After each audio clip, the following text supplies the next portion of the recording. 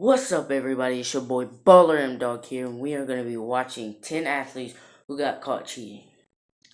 How you going to make it pro or like the Olympics? How you going to cheat? Why would you cheat? Just get better. Work harder. Hard work pays off. But let's get right into the video. Let me turn this up.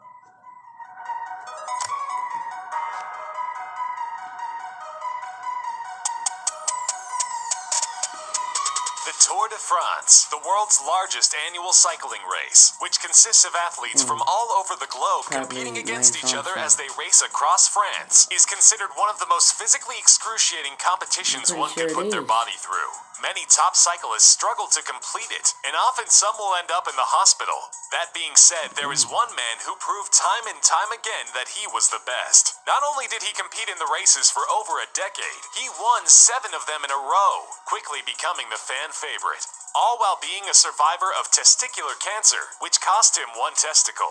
But who knows? Maybe that's his secret. That man was Lance Armstrong. Unfortunately, after over a decade of being a cyclist and pushing his body to its limits daily, Lance flew too close to the sun and got caught. In 2012, a new drug test revealed that Lance had been taking multiple brands of steroids. Many other athletes competing in the Tour de France were also discovered to have been using as well. But Lance was the face of the crime and the talk of the world for many weeks, even appearing on multiple talk shows, newscasts, magazines, and even going on Oprah to publicly apologize and beg his fans to forgive him for his mistake. Why would you cheat though? You're an athlete. Why would you cheat? Why don't you just get better? I just don't understand. Sadly, it doesn't look like he'll be finding forgiveness anytime soon. Once described by New York Times as the greatest baseball player who ever lived, Barry Bonds had a promising career as a baseball player. Recruiters were figuratively lining up at his door to try and get him to join their team. Nothing seemed to be stopping the unstoppable Barry Bonds, until he tarnished his own name by getting himself into the middle of a very large steroid scandal, in which him and many other athletes of many different sports were found to have been taking drugs provided by the same underground drug ring.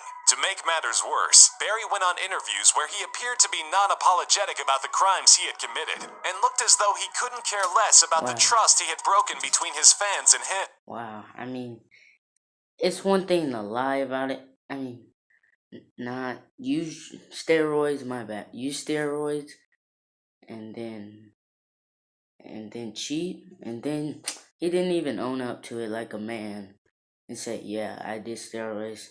It was my fault. He just effectively throwing his own career under the bus. At this point, his career is virtually unsavable. The man who was once thought to be Sports Hall of Fame material is now nothing more than a stain on baseball history. The ever so unstable Mike Tyson is a boxing legend of his time, nearly unbeatable. But out of the ring, Tyson was not nearly as great of a man. In 1992, he was convicted of raping a woman and sentenced to 6 years in jail, later released after 3. Once out, Tyson wanted right back in the ring. His big comeback fight was against Evander Holyfield, who had previously taken the heavyweight champion title away from Tyson. Being that this was the second time these two would be fighting, and considering the circumstances surrounding it, the entire world was watching this highly publicized event. But unknowingly to Holyfield, Tyson was fighting this match with prison rules. As soon as it looked like Holyfield had Tyson up against the ropes, Tyson snapped out and bit off one of Holyfield's ears. Tyson was disqualified from the match and lost his boxing license, though it was later reinstated. The match achieved notoriety. Why? You're boxing. Why would you bite someone's ear off? Just because you're losing, that don't mean you're going to bite someone's ear off. If you're losing a football game, you don't see the football players biting people's ears off. He is one of the most bizarre fights in boxing history. Before being a movie star and the governor of a state, Arnold Schwarzenegger became rich and famous for his bodybuilding skills. He became a multi-millionaire just by selling his image and his workout equipment, after which he moved on to become a Hollywood actor and against all odds rise to the top, becoming one of Hollywood's most sought-after actors. When Hollywood began to bore him, Schwarzenegger moved on to politics, where he ran for governor of California. During his campaign, many of his opposing competition dug into his past and found it was full of steroids and other illegal substance abuse. They brought this all to light in an effort to shame him into backing out. But Arnold is not one to back away from a challenge. He won the campaign and became governor of the state of California. Many years later, the news tabloids would be buzzing with the newfound information that Arnold had had an affair with his maid, who later birthed their love child. After this came to light, all of Arnold's previous successes seemed to be completely overshadowed by the fact that he had a secret teenage son. His wife moved out of the house, and Arnold was ordered to pay millions of dollars in child support. Millions? Jeez. In auto racing, cheating is a huge part of the sport, as teams will look to try anything and everything to give themselves even the smallest advantage, hoping that their scam will be overlooked during the pre-race inspection or go unnoticed during the actual race. Sometimes the cheating is a little more obvious, as was the case for the Formula One races in 2008 with the Renault team. The team ordered their driver Nelson Piquet Jr. to intentionally crash his vehicle during the 2008 Singapore Grand Prix in order to render the track unusable until a cleanup crew could remove the debris. The objective of this crash was to cause a restart, where all the racers would line up to race. This would allow racer Fernando Alonso to get closer to the front of the line, eventually increasing any chance Alonso had at winning. Alonso ended up winning, but the team was suspended from competition for 2 years, and Nelson Piquet Jr. ended up moving on to NASCAR. Wow. So he purposely crashed so he Doomed could from win. the start, Danny Almonte was unknowingly pushed to the center of a web of lies that would ruin his professional baseball career. Danny was gifted at baseball, being able to throw a ball as fast as 70 miles an hour at the young age of 14. Danny seemed like he was the perfect fit for Little League games. There was only one problem. Danny was too old to compete. In fact, he only needed to be 2 years younger. So Danny's parents did what any responsible parent would do, and forged Danny a new birth certificate, one that says he is now 12 years old. He threw a no-hitter in the Little League World Series. For a short while, Danny's future was bright and full of possibilities, every sign pointing toward him going to the big leagues. But eventually his parents' lies caught up with him. After the forgery by his father was discovered, all of Almonte's records and wins were wiped out, and a once promising career was now nothing more than a stain in baseball history. 10 years later, Danny resurfaced for an interview, where he talked about his life growing up. He claims that his parents robbed him of a childhood in favor of training him to become a better baseball player. He would be forced to practice long hours daily, and dragged to tryouts constantly. To Danny Almonte's parents, he was nothing if he wasn't a baseball player. Wow, that's messed Taking up. a page right from Danny Almonte's parents, during the 2000 Sydney Olympics, the Chinese government falsified the age of a female international gymnast, Dong Fangxiao. During her competitive career, Dong competed under a passport that stated her date of birth was January 20th, 1983. However, years later, when she certified to work as a technical official at the 2008 Summer Olympics, she registered using a passport that gave her a January 23rd, 1986 birthday.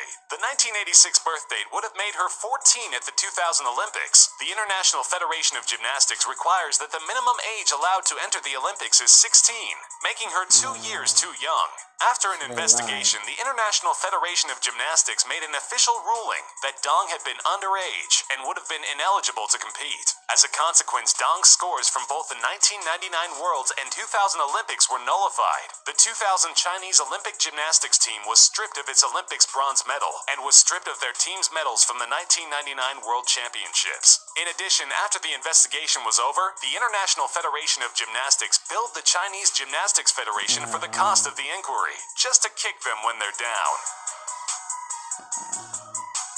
As crazy as it seems, the Chinese gymnastics team wasn't the only one cheating to give themselves an advantage in the 2000 Olympics. However, this time, instead of dealing with underage competitors, we're dealing with illegal drugs being taken, which is a nice change of pace. Marion Jones was a track and field athlete for the USA team during the 2000 Olympics and was a former professional basketball player for the Tulsa Shock in the WNBA. During the Olympics, she won 3 gold and 2 bronze medals. Suspicions arose when onlookers noticed a shift in her personality and an incredible improvement in her athletic ability. She was brought in to be drug tested, but before any results were made, she broke down from the pressure of lying and subsequently pleaded guilty. She claims at first her coach told her her it was flax seeds, and by the time she found out the truth, it was too late. Jones was stripped of her 5 medals and was sent to prison for 6 months. Dang, 6 months? Jesus. Tim Donaghy was a referee for the NBA. In 2007, Donaghy was dishonorably discharged after it came to light that he had an extreme gambling addiction problem. Since Donaghy had already had a history of missing calls or making bad ones, rumors spread that he was betting on games he officiated, fixing them to his advantage. These allegations led to a full-on investigation. On August 15, 2007, Donaghy pleaded guilty to 2 federal charges related to the investigation. A year later, he was sentenced to 15 months in prison and 3 years of supervised parole. The NBA's reputation is still recovering from the incident. Wow.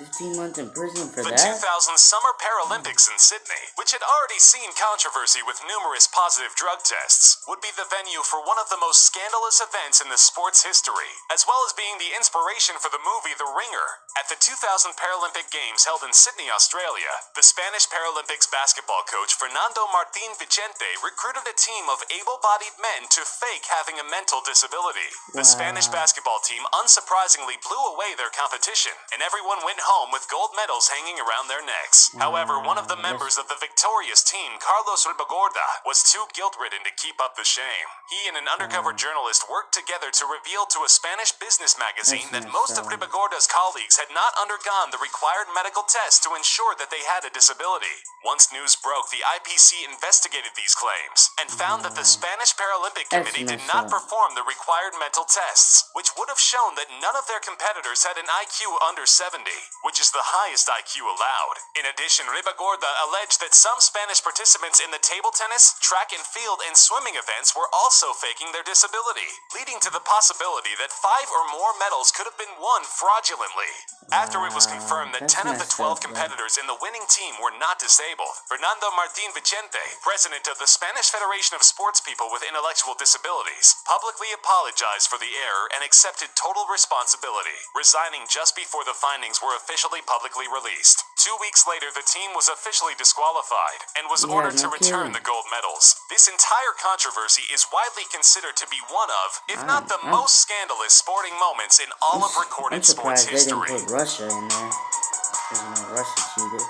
But without further ado, guys, that is the end of the video. Make sure you hit that like and subscribe button for more videos. Without further ado, I am out. My link to my social media will be in the description down below. And if you want to send me videos, so peace out.